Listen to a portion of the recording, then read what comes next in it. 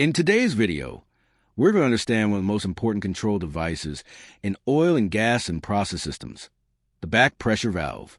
By the end of this video, you'll know exactly how it works, why we use it, and what's happening inside this diagram. A back pressure valve is a type of pressure control valve.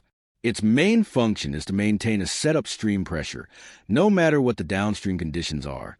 You can think of it as a traffic controller for pressure, keeping the upstream side safe and stable.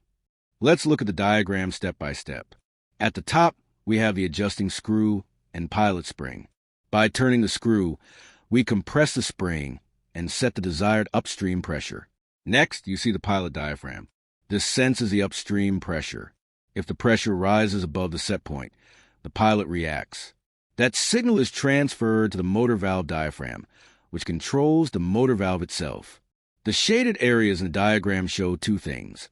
Light blue represents upstream pressure, and dark blue shows the diaphragm pressure that actually moves the valve. Together, this pilot system and motor valve work like a team to regulate the flow and hold pressure constant.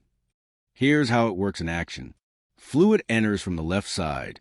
The pilot diaphragm continuously senses upstream pressure. If the pressure is lower than the set point, the motor valve stays open, allowing more flow. If the pressure goes higher than the set point, the pilot sends pressure to the motor valve diaphragm, forcing the motor valve to close. This balance ensures the upstream side never exceeds the desired pressure, protecting equipment and keeping the process stable. Back pressure valves are widely used in separators, pumping systems, and pipelines.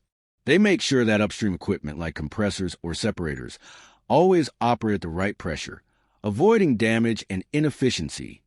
So that's the back pressure valve explained, from the adjusting screw to the motor valve action. If you found this video helpful, hit the like button, subscribe to Design Hub, and share it with your engineering friends.